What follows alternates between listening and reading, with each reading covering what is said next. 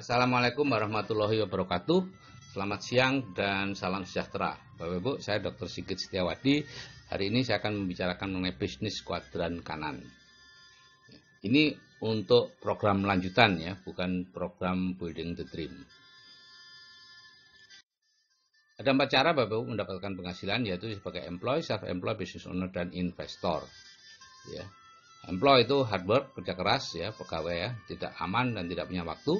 Dan self-employed itu seperti dokter, pengacara, notaris, kemudian pemilik toko, pemilik restoran, pemilik bengkel, itu biasanya utangnya besar dan tidak punya uang, walaupun kelihatannya hidupnya mewah. Gitu ya. Dan yang ketiga adalah business owner, itu pemilik bisnis bersistem. Ya. Anda punya sistem, orang bekerja kepada Anda. Ya. Itu biasanya kerjanya mudah, hasilnya stabil, dan punya banyak waktu luang. Ya. Untuk membedakan apakah Anda di business owner atau self-employed, cukup tinggalkan pekerjaan Anda atau tinggalkan bisnis Anda setahun atau 2 tahun. Kalau masih jalan ya berarti Anda di business owner. Ya. Ada 3 macam business owner, yaitu konglomerasi, waralaba, dan networking. Dan yang keempat terakhir adalah investor ya. Di sini tidak punya uang, tidak punya utang, dan punya banyak uang. Bapak Ibu, sebagian besar orang ada di sini, 95% orang dan 5% uang yang ada di sini ya. Bawaannya stres karena aktif income itu sifatnya semakin besar penghasilan Anda, semakin besar masalah keuangan Anda ya. Nah, sehingga Robert Kiyosaki menyarankan segeralah pindah ke kuadran kanan ya. Nah, di sana passive income gitu ya. Makin besar penghasilannya, semakin freedom ya. Hanya 5% orang yang ada di sini Bapak Ibu. Lowongannya masih banyak gitu ya. Tapi banyak yang enggak mau. Dan 95% orang 95% uang ada di sini. Nah, cara pindah kuadran seperti ini, dari employed ke self-employed ya, mengerjakan bisnis tertentu, membangun bisnis, kemudian membuat sistemnya, dan akhirnya ke investor. Di sini perlu waktu puluhan tahun Bapak Ibu, dengan angka keberhasilan yang sangat sedikit. Menurut ILO itu kurang dari 1% dalam waktu 10 tahun. Jadi startup baru itu dalam waktu 10 tahun tinggal 1 orang. Ya, dari 100 orang. Kalau cara yang sekarang dari employee, self-employed, dilatih untuk menjadi business owner, dari situ jadi investor ya. Nah, di sini perlu waktu 2 sampai 5 tahun ya, dan 100% predictable. Anda mengikuti sistemnya, jalan. Anda tidak mengikuti sistemnya, tidak. Ini 3 macam bisnis yang bersistem ya, yaitu bisnis yang jaringan ya, menghasilkan passive income, termasuk kelompok business owner. Yaitu korporasi atau konglomerasi, waralaba atau franchise, dan networking atau personal franchise. Ya, korporasi itu jaringan bisnis besar, sistemnya didapat dengan cara membangun, ya, perlu modal besar, risikonya besar, tempatnya tertentu, waktunya tertentu, dan perlu keahlian. Kalau Bapak Ibu tidak punya keahlian kemudian mau membangun konglomerasi atau korporasi, Bapak Ibu bukan menjadi konglomerat, tapi akan menjadi kolong melarat. Dan banyak sekali yang bertebaran seperti itu. Ya, yang kedua adalah waralaba. Ini jaringan bisnis sejenis ya, toko, restoran, dan lain-lain, rumah sakit ya. Sistemnya dengan cara membeli, modalnya besar, risikonya besar, tempat tertentu, waktu tertentu, tapi tidak perlu keahlian. Cukup Anda membeli saja, ada sistem. Dan yang ketiga adalah networking atau personal franchise, itu jaringan konsumen perorangan. Yang dimaksud oleh Robert Kiyosaki dengan networking adalah jaringan konsumen perorangan. Ya. Sistemnya dengan cara memakai, modalnya kecil, risikonya kecil, fleksibel, waktunya fleksibel, dan ada sistem sehingga tidak butuh keahlian. Jadi kalau kita lihat konglomerasi itu seperti itu Bapak Ibu, ya. Bapak Ibu bangun bisnis apa saja, bisnis peternakan, bisnis pertanian, bisnis apa saja ya. Sehingga kalau ada yang bertanya, "Dok, apa bisnis saya ini bisa dijadikan sumber passive income?" Bisa. Asal Anda membangunnya menjadi korporasi sehingga autopilot. Bangun sistemnya autopilot. Butuh 2 sampai 3 kali bangkrut. Ya, dan butuh waktu puluhan tahun dengan angka keberhasilan yang kecil. Tadi itu ya, kurang dari 1% dalam waktu 10 tahun. Nah, kalau Anda waralaba, itu yang dimaksud adalah membeli gerai waralaba yang sudah jadi, bukan membangun bisnis waralaba baru. Ya, kalau Anda membangun bisnis waralaba baru, berarti Anda sedang membangun bisnis, membangun sistem supaya autopilot. Itu, ya. Artinya membangun korporasi, sulitnya sama dengan membangun korporasi. Begitu juga bisnis networking. Itu artinya bergabung dengan bisnis networking yang sudah jadi. Ya, bukan membuat bisnis networking yang baru ya. Saya banyak diajak orang untuk membuat bisnis networking baru. Ya, saya tidak tidak mau dong. Itu sama dengan membuat korporasi kok. Sulit banget Bapak Ibu. angka keberhasilannya kecil sekali. Apalagi kalau sudah menyertakan orang, waduh, tambah kecil. Dan sudah di dunia sudah ribuan orang, ribuan bisnis networking yang hilang timbul. Tidak ada, hanya berapa. Bisa dihitung dengan jari yang bertahan selama 10 tahun. Jadi kalau kita memilih kerjasama bisnis bersistem, Bapak Ibu, ya, Anda sedang membangun aset jangka panjang yang bisa diwariskan menurut Robert T. Kiyosaki. Sehingga Anda perlu memilih, bisnisnya harus legal. Kalau Anda berinvestasi, patokannya adalah OJK, Otoritas Jasa Keuangan. Tapi kalau Anda bergerak di bidang networking, patokannya cuma satu, yaitu APLI, Asosiasi Penjualan Langsung Indonesia. Tidak ada di daftarnya APLI, udah lupakan. Ya. Kemudian sudah berumur di atas 10 tahun, di bawah itu lupakan deh. Ya. Angka keberhasilannya kecil sekali. Ya. Ada produk yang berkualitas, ada rancangan pendidikan yang jelas, ada orang yang sudah berhasil. Itu syarat-syaratnya. Ya. 5 syarat itu, satu saja tidak memenuhi syarat, lupakan deh Bapak Ibu. Ya.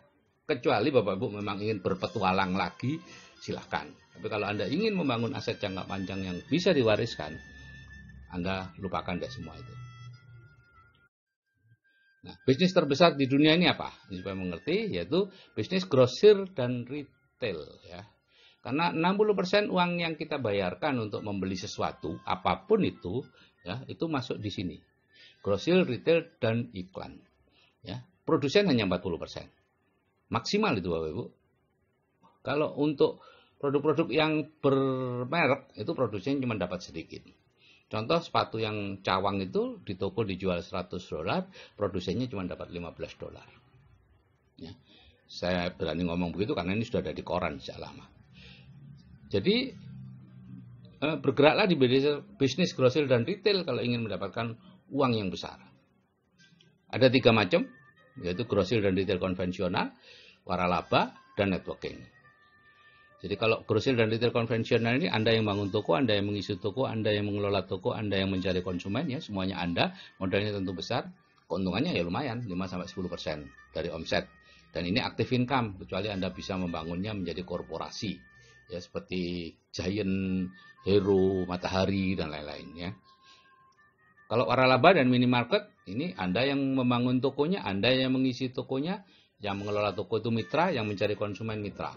Ya, modalnya besar. Ya. Konsumennya punya mitra Bapak Ibu. Kalau misalnya Anda punya Indomaret nih, kemudian putus kontraknya, Anda ganti Sigit Mart, ya tidak datang orangnya. Gitu ya. Karena orang datang ke situ karena Indomaret. Gitu ya. Keuntungannya 2,5-3%. Karena apa? Karena konsumennya milik mitra, bukan milik Anda.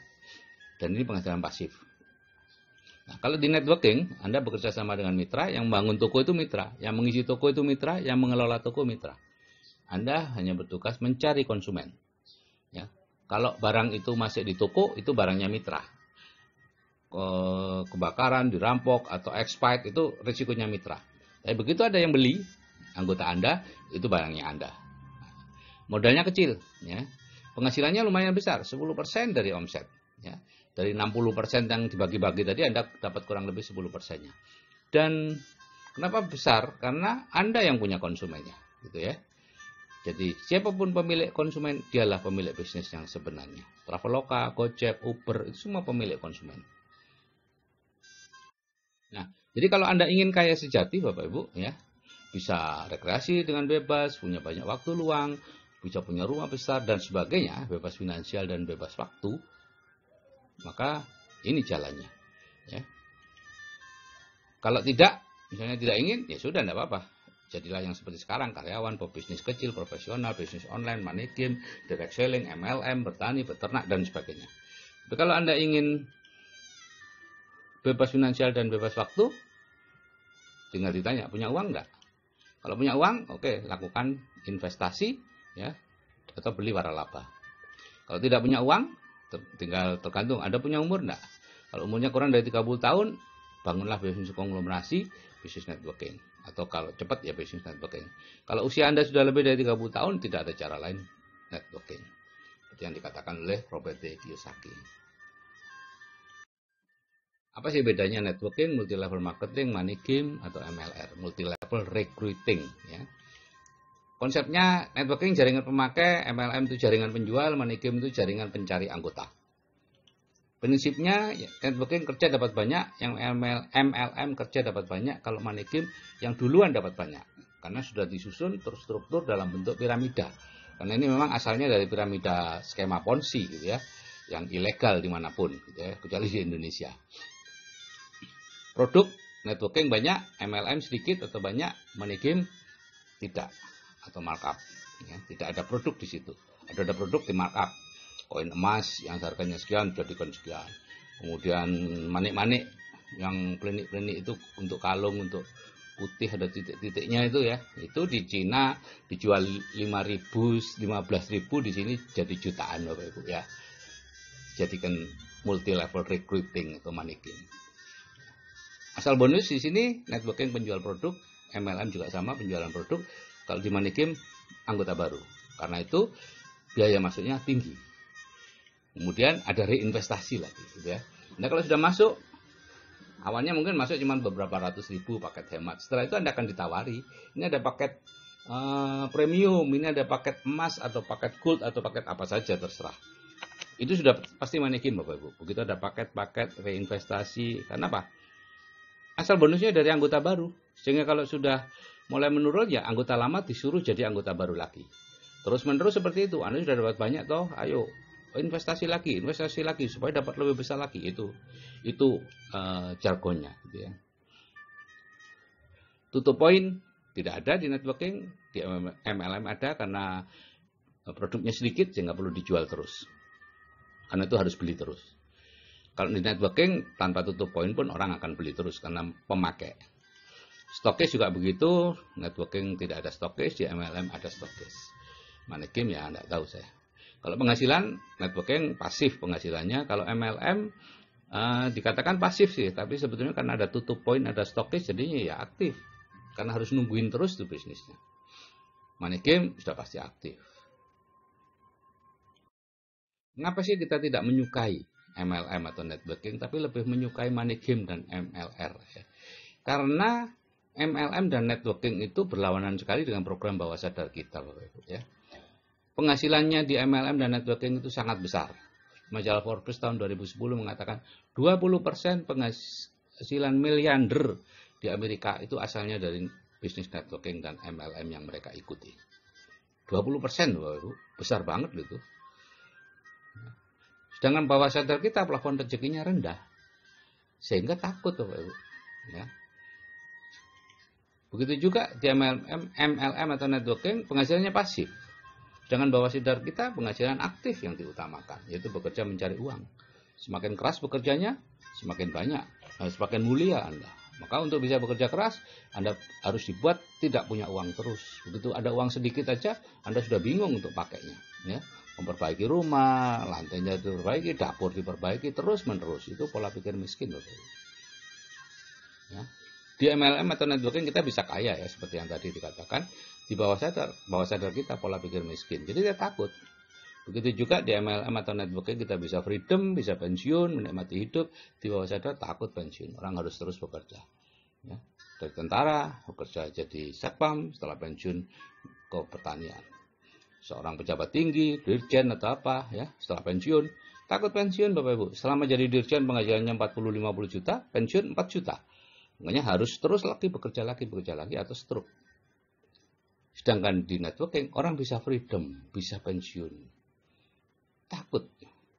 Ya. Jadi yang ini cocok dengan money game. Bawah sadar kita itu memang cocoknya dengan money game, cocoknya dengan multi level recruiting. Karena itu yang berbondong-bondong ya, uang besar. Oke Bapak Ibu, itu yang bisa saya sampaikan. Kalau saya yang sudah berumur aja bisa pindah kuadran, Anda juga pasti bisa. Cuman hati-hati, pindah kuadran, cari mentor, ikuti dia. Karena itu dunia yang asing sekali bagi Anda. Anda begitu mudahnya Anda terjebak dalam jebakan Batman. Oke Bapak Ibu, saya akhiri. Wassalamualaikum warahmatullahi wabarakatuh. Selamat siang dan salam sejahtera.